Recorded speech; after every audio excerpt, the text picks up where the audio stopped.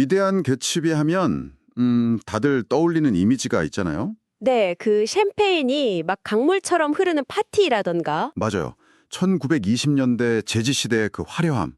소설이 워낙 생생해서 읽고 있으면 마치 그 시대로 시간여행을 하는 것 같은 기분이 들죠. 그렇죠. 그런데 오늘 당신이 보내주신 이 비평 자료는 좀 도발적인 질문을 던져요. 우리가 진짜라고 믿었던 그 그림에 어쩌면 가장 중요한 조각이 통째로 빠져 있다면 어떨까요? 바로 그 사라진 조각을 추적하는 게 오늘 저희가 깊이 파고들 이야기의 핵심입니다. 네. 이 비평의 주제는 간단해요. 위대한 개츠비가 1920년대 뉴욕을 정말 놀랍도록 정교하게 재현해놓고 역설적으로 그 시대의 심장, 그러니까 재즈를 탄생시킨 아프리카계 미국인 공동체와 그 중심지였던 할렘을 의도적으로 지워버렸다는 겁니다. 의도적으로요? 단순한 실수가 아니라 네, 계산된 생략이라는 거죠. 와, 이 비평을 읽으면서 정말 흥미로웠던 게 소설의 세계가 얼마나 현실적인지 먼저 우리를 막 설득해요. 맞아요. 그러고 나서 바로 그 현실성을 무기 삼아서 소설의 허구성을 공격하더라고요. 정말 영리한 접근이죠. 네, 그게 모든 논의의 출발점이니까요. 그럼 그가 얼마나 꼼꼼하게 1920년대라는 무대를 쌓아 올렸는지 그 디테일부터 한번 살펴볼까요? 좋습니다. 이 비평은 피츠제럴드가 독자를 그 시대 한복판에 던져넣기 위해 말 그대로 모든 걸 동원했다고 분석해요. 네. 단순히 배경으로만 존재하는 게 아니라 뭐랄까 공기처럼 소설 전체를 감싸고 있는 시대적 분위기 말이죠. 가장 대표적인 게 바로 금주법 시대의 풍경이겠죠. 정확합니다. 소설 속 인물들은 법 같은 건 아랑곳하지 않고 대놓고 술을 마시잖아요. 그렇죠. 개츠비의 부 자체가 밀주 사업에서 비롯된 거라는 암시도 계속 나오고요. 맞아요. 단순한 파티 장면을 넘어서서 그 시대의 욕망과 위선, 그리고 법의 경계가 흐릿해진 사회상을 보여주는 핵심 장치예요. 그리고 그 불법적인 술 뒤에는 마이어 울프심 같은 인물이 있고 네, 조직 범죄의 그림자가 있죠. 피츠제럴드는 이런 시대적 특성을 통해 개츠비라는 인물의 신비로움과 불안정함을 동시에 만들어내는 거예요. 1차 세계대전의 상처도 빼놓을 수 없는 것 같아요. 아, 그렇죠. 소설의 시점이 종전 후 4년인데 등장인물들은 여전히 전쟁의 기억 속에서 살아가고 있거든요. 개츠비 과거에 대한 소문도 대부분 전쟁이랑 엮여 있고요. 맞아요. 그의 파티에 온 영국인들이 전쟁 때문에 경제적으로 힘들어졌다는 묘사도 스치듯 나오죠. 거대한 전쟁이 남긴 여진이 사람들 개개인의 삶에 어떻게 스며들었는지를 보여주는 것 같았어요. 패션이나 기술 같은 당시 유행에 대한 묘사는 거의 다큐멘터리 수준이고요. 맞아요. 여성들 단발머리, 과감한 파장, 또 개츠비의 상징인 흰 플란넬 양복까지. 심지어 오렌지 주스를 순식간에 짜내는 최신 기계까지 등장하잖아요. 아, 맞다. 주스 짜는 기계. 당시 사회에 만연했던 현대 기술에 대한 매혹과 소비 문화를 정말 생생하게 포착해냈죠. 특히 자동차가 처음 대중화되면서 생긴 교통 체증 묘사 같은 거요. 아, 그 대목에선 정말 새로운 시대가 시작되고 있구나 하는 게 느껴지더라고요. 그렇죠. 근데 이렇게 물질적인 것뿐만 아니라 당시 사람들 머릿속을 지배했던 생각까지 담아냈다는 점이 정말 놀라웠습니다. 톰 뷰캐넌이 읽던 그 책 말씀이시죠? 네, 유색인종 제국의 발흥이라는 책 말이에요. 어떤 백인 우월주의 서적 유색의 밀물을 모델로 한 겁니다. 와, 정말요? 네, 피츠제럴드는 이 장치를 통해서 1924년 이민제한법 통과로 이어지는 그 인종차별적인 사회 분위기를 단 한 장면으로 압축해서 보여주는 거죠. 이 모든 디테일이 합쳐지니까 독자는 이건 진짜다라고 믿게 되는 거군요. 바로 그 지점입니다. 네, 바로 그 지점. 소설이 이렇게까지 현실의 지도를 정교하게 그리고 있는데 왜 뉴욕의 심장보와도 같았던 한 장소를 유령처럼 취급했을까요? 그게 바로 비평에 지족하는 거대한 공백, 할렘의 문제죠. 네, 이 부분이 이 비평의 심장부라고 할 수 있습니다. 당신이 보내주신 자료들을 보면 1920년대는 그야말로 할렘 르네상스가 폭발하던 시기였어요. 할렘 르네상스. 당시 기록들은 하나같이 뉴욕에서 할렘만큼 활기 넘치는 곳은 없었다고 증언해요. 재즈의 본고장이었고 아프리카계 미국인들이 만든 뮤지컬 코미디를 보려고 사람들이 구름처럼 몰려들었죠. 그러니까 단순히 흑인들만 사는 동네가 아니라 뉴욕 전체, 아니 미국 전체의 문화적 에너지가 응축된 곳이었다는 거군요. 맞습니다. 비평에 따르면 오히려 소설 속 톰이나 닉 같은 백인들이 최신 재즈를 듣고 몰래 술을 마시러 일부러 찾아가는 뭐랄까 힙한 장소였다는 거예요. 일종의 백인들의 놀이터 같은 역할도 했군요. 네, 그런 면도 있었죠. 하지만 그게 전부는 아니었어요.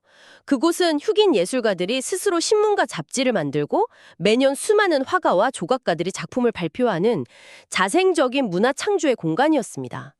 랭스턴 휴즈 같은 위대한 작가들도 그때 활동했고요. 그렇죠. 백인 출판계랑 문단도 할렘의 작가들을 영입하려고 혈안이 되어 있었죠.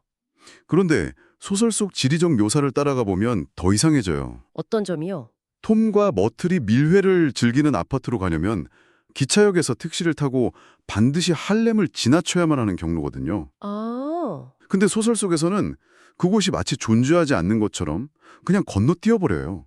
예일대 출신 지성인인 화자 닉이 뉴욕에서 가장 뜨거운 문화적 현장이었던 할렘을 단 한 번도 언급하지 않는다는 게 상식적으로 가능한 일일까요? 비평은 바로 그 지점에서 이게 무지가 아니라 의도라고 날카롭게 지적합니다. 의도. 네, 피츠제럴드가 그린 정교한 뉴욕 지도에서 할렘이라는 가장 중요한 지역을 칼로 도려내버렸다는 거죠. 그리고 할렘이라는 공간을 지운다는 건 단순히 장소 하나를 빼는 게 아니에요. 그럼 뭐죠?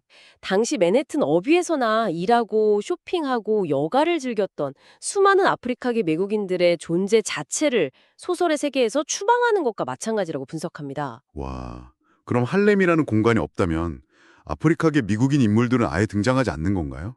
그렇게 완벽하게 지워버리는 게 가능한가요? 거의 그럴 뻔했죠. 거의요. 네. 그런데 비평에 따르면 딱 한 번, 정말 소름 돋을 정도로 교묘하고 의미심장한 방식으로 등장합니다. 혹시 주인공 닉이 퀸즈버러 다리를 건너는 장면 기억나세요? 아, 네. 맨해튼의 스카이라인을 보면서 무한한 가능성을 느끼는 굉장히 상징적인 장면이죠. 바로 그 장면에서 닉은 아주 인상적인 광경을 목격합니다. 백인 기사가 운전하는 호화로운 리무진 뒷좌석에 아주 멋지게 차려입은 흑인 남녀 3명이 앉아있는 모습이죠. 아, 기억나요, 기억나요. 하지만 닉은 그들을 그냥 풍경의 일부로 보지 않아요. 속으로 다른 사람 눈에 비친 자신의 사회적 지위에 매우 신경 쓰는 모습이라면서 냉소적인 평가를 내기죠. 다분히 인종차별적인 시선이 담겨 있네요. 그렇죠. 저는 그 장면을 수없이 읽었지만 그냥 19세기 미국의 이국적인 풍경 중 하나라고만 생각했어요. 세상엔 저런 사람들도 있구나 하고 넘어갔죠. 대부분 그렇게 읽었을 거예요. 그런데 이 비평은 그 장면이 소설 전체의 핵심을 꿰뚫는 열쇠라고 말하더군요. 이 흑인들이 사실은 개츠비의 거울이자 그림자라는 해석, 정말 충격적이었습니다. 네, 그 분석이 정말 날카롭죠. 한번 생각해 보세요. 리무진에 탄 흑인들은 개츠비처럼 부와 성공을 과시하면서 상류층의 모습을 연기하고 있습니다. 네, 겉으로 보이는 모습은 똑같죠. 하지만 그들과 개츠비 사이에는 절대로 넘을 수 없는 결정적인 차이가 있어요. 개츠비는 자신의 가난하고 비천한 출신을 숨길 수 있고 실제로도 필사적으로 감추죠. 하지만 저들은 어떻습니까? 아, 피부색 때문에. 네, 피부색 때문에 자신의 출신을 결코 감출 수가 없죠. 개츠비는 성공하면 백인 상류 사회에 편입될 수 있다는 환상이라도 품을 수 있지만 저들은 아무리 부유해져도 인종이라는 꼬리표 때문에 영원히 그 사회에 이방인으로 남을 수밖에 없다는 거네요. 바로 그 지점입니다. 그리고 비평은 여기서 한 걸음 더 나아가요. 더요? 화자인 닉의 그 인종차별적 시선이 아주 교묘한 문학적 장치로 기능한다는 거죠. 문학적 장치요? 네, 닉이 이 흑인들의 속물근성을 조롱함으로써 똑같이 벼락부자가 되어 사회적 상승을 꿈꾸는 백인인 개츠비는 상대적으로 더 순수하고 낭만적인 인물로 보이게 만든다는 겁니다. 와, 일종의 희생양으로 삼아서 개츠비의 결점을 가려주는 효과를 낳는 거군요. 그렇습니다. 듣고 보니 정말 그렇네요. 결국 소설 속에서 흑인들은 독립적인 인격체가 아니라 백인 주인공의 위대함을 돋보이게 하기 위한 도구, 혹은 우스꽝스러운 고정관념으로만 잠깐 소비되고 사라지는 거군요. 네, 재즈시대라는 제목을 달고 있으면서 정작 재즈의 창조자들을 이렇게 취급했다는 게 아이러니하죠. 그렇죠. 비평은 재즈 음악조차도 소설 속에서는 아프리카계 미국인 문화의 산물이라는 점이 완전히 거세된 채 그저 백인들의 파티를 위한 흥겨운 배경음악, 심지어 유럽 작곡가의 작품처럼 묘사된다고 지적합니다. 모든 것의 기원을 지워버리는 거네요. 맞습니다. 그렇다면 이 모든 게 의미하는 바는 무엇일까요? 맨해튼을 누구보다 잘 알았고 심지어 자료에 따르면 할렘의 유명 인사들과도 교류가 있었던 피츠제럴드는 도대체 왜 이런 선택을 했을까요? 비평은 그 원인을 작가의 개인적인 태도와 더 깊은 곳에 있는 심리적 불안감에서 찾습니다. 불안감이요? 네. 우선 피츠제럴드의 인종에 대한 태도는 이 비평의 표현을 빌리자면 분명히 인종차별적이었다고 해요. 그의 다른 단편 소설들을 봐도 흑인 인물들은 대부분 희극적 효과, 그러니까 웃음을 유발하기 위한 장치로만 등장하거든요. 하지만 그 시대 백인 작가들 대부분이 그런 편견을 가지고 있지 않았을까요? 이 비평은 피츠제럴드만 유독 문제적이었다고 보는 건가요? 아니면 그저 그 시대의 한계를 보여주는 대표적인 사례라고 보는 건가요? 아주 좋은 질문입니다. 비평은 그가 시대의 산물이라는 점을 부정하지는 않아요. 하지만 그의 경우는 단순한 무관심이나 편견을 넘어서는 더 적극적인 외면에 가깝다고 분석합니다. 적극적인 외면. 네. 그는 할렘의 문화를 독자적인 예술로 인정하려 하지 않았던 것으로 보여요.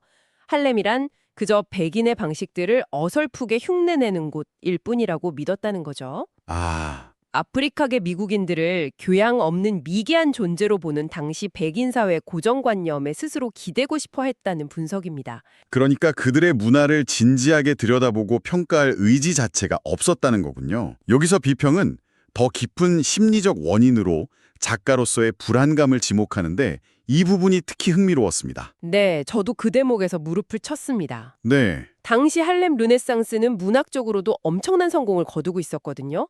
흑인 작가들의 소설과 시가 주류 출판사에서 출간되고 비평가들의 극찬을 받았죠. 네, 그렇죠. 이 비평은 피츠젤러드가 이런 상황, 즉 자신과 동등한 무대에서 경쟁하는 강력한 흑인 작가들의 등장에 위협을 느꼈을 수 있다고 추측합니다. 자신의 문학적 성취나 재즈 시대의 대변인이라는 명성이 이 새로운 경쟁자들 때문에 퇴색될지도 모른다는 그런 불안감 같은 걸까요? 그렇습니다.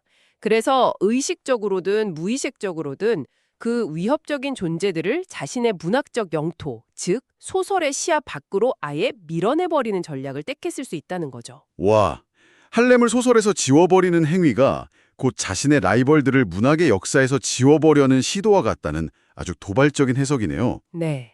정말 충격적인 결론입니다. 결국 이 비평에 따르면 우리가 재즈 시대의 완벽한 재현이라고 믿었던 위대한 개수비는 사실 그 시대를 만들고 그 위에서 가장 빛났던 주역들인 아프리카계 미국인들과 할렘을 철저히 배제함으로써 완성된 반쪽짜리 현실에 불과하다는 거군요. 네.